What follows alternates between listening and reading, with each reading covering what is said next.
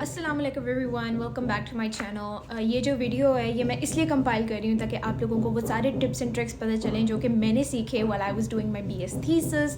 Disclaimer, this is not to target any particular institution, this is just my own personal experience. I will not be bringing in any institution in this video इंशाल्लाह. And like stay tune ताकि आप लोगों को वो basics पता चलें जो कि मैंने सीखे थे during my BS thesis. How to find a topic, how to find your data. Not particularly, but this is to aid you in that certain way ताकि आप अपना BS thesis काफ़ी स्मूथली कर सके, क्योंकि चीज़ें बहुत ही ज़्यादा रश्ड होती हैं. एंड में काफ़ी रश्ड होती है, शुरू में काफ़ी रश्ड होती है, बंदे को समझ नहीं आ रहा होता उसे क्या करना है, सुपरवाइज़र के पास कब जाना है, एंड लाइक अपने डिफेंस में क्या क्या चीज़ें इंक्लूड करनी है, अपनी प्रेजेंटेशंस में क्या क्या चीज़ें इंक्लूड करनी है. तो I think this video is for you guys, to help you guys, ताकि आप लोग को थोड़ी सी मालूमात इन चीज़ों पर हो जाए कि आपने अपना BS थीसिस लेकर कैसे चलना है. शुरू से लेकर आखिर तक सारा कुछ मैं गाइड करूँगी, जो जो चीज़ें मैंने सीखी किस तरह आप उन चीज़ों से सीख सकते हैं. सबसे पहले आपको ये याद रखना है कि अगर आप BS थीसिस उठा रहे हो तो उसका मेन मकसद क्या है. इसका मेन मकसद ये होता है कि स्टूडेंट्स को रिसर्च बेसिक्स आनी चाहिए कि अगर उन्होंने फ्यूचर में रिसर्च में जाना है, मास्टर स्कॉलरशिप्स के लिए जाना है, रिसर्च प्रोग्राम्स के लिए जाना है, तो उनको रिसर्च कैसे कंडक्ट करनी है. अब सबसे पहले हमें ये बताया गया था कि अपना टॉपिक सेलेक्ट करना है. अब in my personal experience I was a student of economics, right. तो मुझे इकोनॉमिक्स और इन्वायरमेंट को इंटीग्रेट करने का बहुत शौक था, तो that's why I went for a water wastage thesis. And I was really passionate about water wastage as well. तो नज़र रखते हुए मैंने वाटर वेस्टेज का टॉपिक उठा लिया. अब काफ़ी सारे मेरे दोस्तों ने ह्यूमन ट्रैफिकिंग पे भी किया, टैक्सिंग पे भी किया, क्योंकि हमारे टॉपिक से रिलेटेड था. And I wanted to keep it my topic related things. अब I knew a psychology student जिसने उठाया था फ्रेंडशिप्स, लाइक रिलेशनशिप्स वाला उसका कोई था. आई डोंट रियली रिमेंबर क्या था, लेकिन इसी के अराउंड कुछ था. तो सबसे पहली चीज़ आप क्या करती है, टॉपिक सिलेक्शन. अब आपका जो भी टॉपिक है, अब जैसे फॉर एग्जांपल बायो साइंसेस का, आप उससे रिलेटेड कोई चीज़ उठाओगे. अब जैसे फॉर एग्जांपल मुझे इतना शौक था इस बारे में भी रिसर्च करने का कि किस तरह lighting in shopping malls affect our purchase, कि अगर हम हल्की सी भी लाइटिंग चेंज कर देते हैं तो does that make the other person not want to purchase what you are selling. Like इसके ऊपर मुझे भी रिसर्च करने का बहुत शौक था, लेकिन अनफॉर्चुनेटली डेटा भी अवेलेबल होना ज़रूरी है. तो सेकंड स्टेप आपका है डेटा.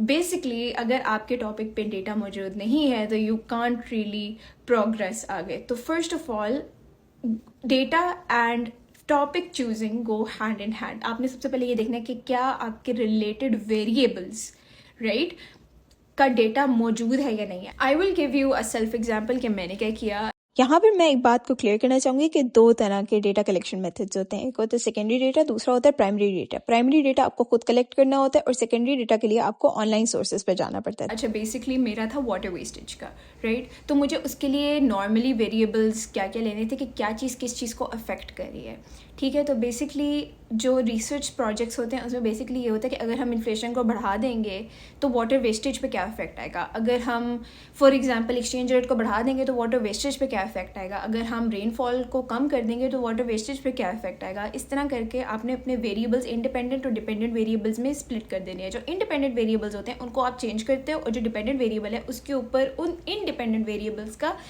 इफेक्ट आप मेजर करते हो. ठीक हो गया. I hope I got that out of the way. Now अब मैं अपनी ज़्यादा एग्जांपल देती हूँ. मैंने वाटर वेस्टेज पे किया. अब इसमें जो कॉमनली यूज्ड वेरिएबल्स जो मुझे लगा था वो आते हैं इज़ रेनफॉल, टेम्परेचर, ठीक है, and I used inflation, exchange rate and water availability. ये 5 वेरिएबल्स मैंने इस्तेमाल किए थे.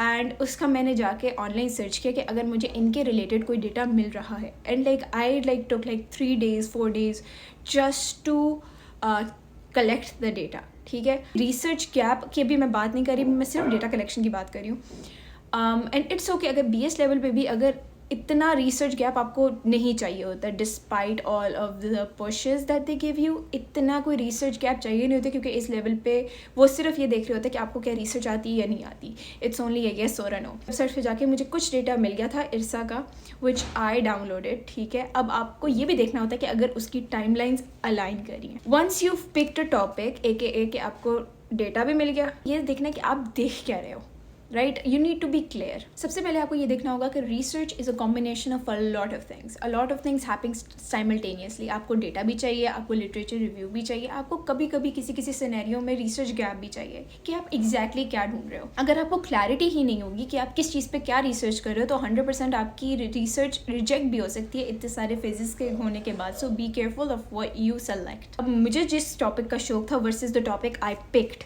उसकी रीज़न ये थी कि कुछ डेटा अवेलेबल नहीं था. ठीक है, में काफ़ी ज़्यादा टाइमलाइंस का डिफरेंस था. तो बेसिकली मेरी जो ओरिजिनल रिसर्च थी वो ये थी कि पानी जो ज़ाया हो रहा है उसके डिफरेंट यूजेस, अगर मैं किसी को बहुत आसानी से समझाऊँ. ठीक है, लेकिन when I sat on the table and I research the data तो मुझे कहीं भी नहीं मिला. So I had to change my topic overall ताकि मेरे डेटे को फिक्स हो सके. और मेरा टॉपिक ये बन गया था कि how water wastage is affecting the economy और the agriculture. The only tip I will give to you is कि बी स्पेसिफिक, इंतहाई स्पेसिफिक रहो of what you are saying. अब जैसे फॉर एग्जांपल मैंने एग्रीकल्चर बोल दिया, एग्रीकल्चर में डिफरेंट चीज़ें भी इंक्लूसिव हैं, राइट, जिसके अंदर फिशरीज़ हैं, राइट, फॉरेस्ट्री है, you have your crops, you have cattle, everything, livestock, इसमें सब कुछ आ जाता है, right. But I was basically targeting crops, तो I should have renamed it as crops, लेकिन वो ऑलरेडी अप्रूव हो चुका था. तो आई वॉज लाइक व्हाट. एक और बहुत इंपॉर्टेंट टिप मैं आपको ये देना चाहूँगी कि अपनी टीचर्स की मदद लो. ए और बी सारे जितने भी आपके BS थीसिस जो ऑलरेडी हो चुके हैं उसमें से बेस्ट वाले उठाओ एंड उनको पढ़ना शुरू करो कि उन्होंने क्या फॉर्मेटिंग, क्या स्टाइलिंग, क्या क्या कोट्स लगाए हुए हैं. अब जैसे for example if I show you my thesis ना, मैंने ऐसे करके उसके ऊपर लिटरेचर रिव्यू किया हुआ है कि इस बंदे ने ये बोला, इस बंदे ने ये बोला. अगर आप देख रहे हैं CAPA स्टाइल में हुआ है, राइट.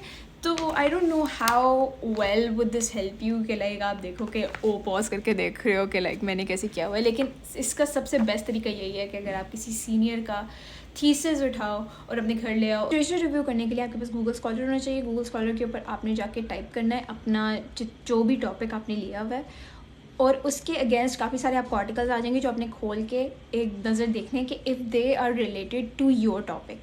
ठीक है, टोटल जो लिटरेचर रिव्यू होता है वो 10 पेजेस का होता है इन माई सिनेरियो, क्योंकि हम APA स्टाइल फॉलो कर रहे थे. अच्छा, एक और बहुत ही ज़्यादा इंपॉर्टेंट टिप मैं आपको दूंगी, हमेशा फॉर्मेटिंग शुरू से करो, एंड के लिए फॉर्मेटिंग मत छोड़ो क्योंकि वो बहुत ज़्यादा मिस हो जाता है एंड के लिए. तो do the formatting as you are going with it. ठीक है, एक रफ वर्ड डॉक्यूमेंट बना लो और एक नीट वर्ड डॉक्यूमेंट बना लो. ठीक है, उसके अंदर आपने फॉर्मेटिंग करनी ही करनी. Also another tip I will give you is कि आपकी जितने भी रिलेटेड आर्टिकल्स हैं उनको क्लिक करके नीचे जाओ ना अगर आप रेफरेंसेस में, तो उधर काफ़ी सारे ऐसे रिलेटेड टॉपिक्स आ जाते हैं जो कि आपकी बहुत मदद करते हैं लाइक आगे लिटरेचर रिव्यू करने में, because they have cited the most relevant articles. So आप उनमें भी जा सकते हो, राइट. कुछ लोगों ने तो ये भी किया था कि लाइक जो ऑलरेडी साइटेड आर्टिकल्स थे वो पढ़े, if that code is related to what they are doing right now तो वो उसमें इनकॉर्पोरेट करे थे. लिटरेचर रिव्यू का ये मकसद होता है कि आपको पता चले कि ऑलरेडी इस टॉपिक पे कितना काम हो चुका है. उसके बाद आपकी आ जाती है research and methodology. This is the most important thing in your entire thesis, क्योंकि आपका सारा थीसिस जो है ना सॉरी गॉट डिस्ट्रैक्ट, आपका जो सारा थीसिस है ना वो सारा का सारा थीसिस रिसर्च एंड मेथडोलॉजी पर बेस करता है. रिसर्च एंड मेथडोलॉजी होता क्या है?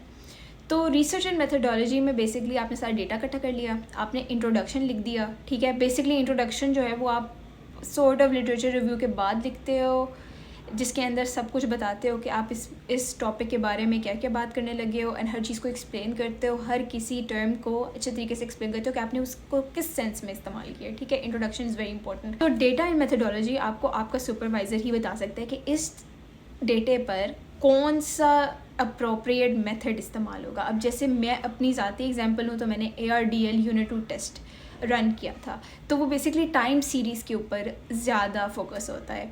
ARDL यूनिट 2 टेस्ट, तो बेसिकली EViews पर आपको वो डेटा रन करना, उसके रिजल्ट्स इंटरप्रेट करने होते हैं. ये जो सारा सेक्शन है ना, इसके अंदर सुपरवाइज़र का बहुत ज़्यादा रोल होता है कि आपको कौन सा कौन सा मेथड लगाना है और एग्जैक्टली किधर लगाना है. आपने ये पॉलिसी दे दी. ठीक है, अब आपने इस सारे थीसिस को कंपाइल करना है जिस तरह उस ब्रिलियंट बच्चे ने किया हुआ है ना अपने थीसिस में, बिल्कुल वैसे ही इसको बनाना है. APA style is the most popular style, तो हम सब लोग APA स्टाइल में ही करते हैं, but I don't know different universities की डिफरेंट रिक्वायरमेंट्स हो सकती हैं. You need to see that.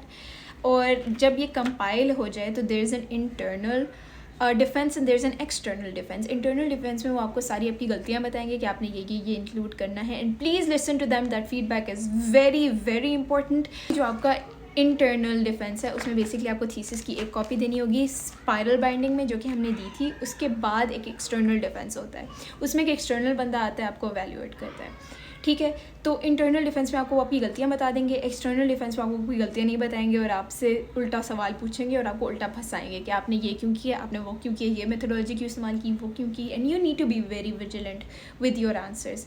अब you can not always satisfy everyone, तो मेक श्योर कि आप ज़्यादा स्ट्रेस नहीं ले रहे. कीप योर काम, कुछ नहीं होता. everyone's here for your support. Take your teachers, take your supervisor की support and deal with it. अच्छा, थोड़ा सा अपनी प्रेजेंटेशन के बारे में बता दूँ. मेरी जो एक्सटर्नल प्रेजेंटेशन थी उसमें मैंने एफ बाउंड टेस्ट नहीं डाला था, जो कि डालना होता है. मेरा ARDL और यूनिट 2 टेस्ट था, उसमें एफ बाउंड टेस्ट डालना होता है. ARDL का लॉन्ग रन शॉर्ट रन डालना होता है, वो अल्हम्दुलिल्लाह मैंने डाला था. और स्टेशनरी किस लेवल पे स्टेशनरी है या नहीं है वो भी डालना होता है.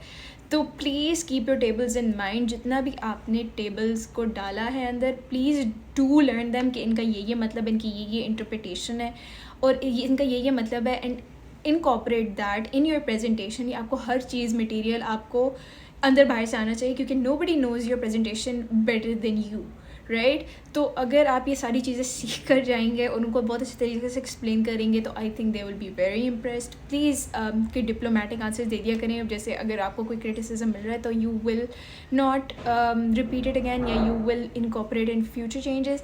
या फिर if you want to be more confident, आप ये कह सकते हो कि नहीं सर इसका ये नहीं ये मतलब है. It depends on your external evaluator, तो ये सारा कुछ उस पर डिपेंड करता है. लेकिन बेसिकली आपकी प्रेजेंटेशन बहुत अच्छी होनी चाहिए. That's and dressed appropriately I would say. और इस एक्सटर्नल इवैल्यूएशन के बाद आपको एक CD देनी होती है. आई डिड नॉट नो कि हम लोग को एक CD देनी होती है. एक CD देनी होती है, 3 कॉपीज़ देनी होती हैं विद दिस पेपर अटैच, जिसके अंदर लाइक एक्सटर्नल सुपरवाइज़र ने आपका साइन किया हुआ होता है. सही से प्रॉपरली उसको प्रॉपर फॉर्मेटिंग करनी होती है. एंड इसके अलावा plagiarism report should be less than 18%. ये भी आपको प्लीज़ याद रखें. मेरा मोर देन 18%, आई थिंक 19% था, तो उस पर उन्होंने बहुत शो मचा दिया था. बट 18% से कम होना चाहिए. जितना मर्जी हो 18% से कम होना चाहिए. It's okay. And like AIA बहुत कम होना चाहिए because that's not acceptable either. और आपको एक डिजिटल रिसीट भी देनी होती है, ओरिजिनलिटी सर्टिफिकेट भी देना होता है. एंड या I think that's all for this video. अगर इफ़ आई मिस समथिंग, अगर नीचे कमेंट्स में डाल देना ताकि I can help you with your BS thesis. And this was all my experience. मेरे साथ कैसा गया. I hope you all had a great time learning about your BS thesis. Don't forget to like, share, subscribe and thank you so much for watching my video. और अगर मैंने कोई चीज़ again miss की है तो please write in the comment. Thank you.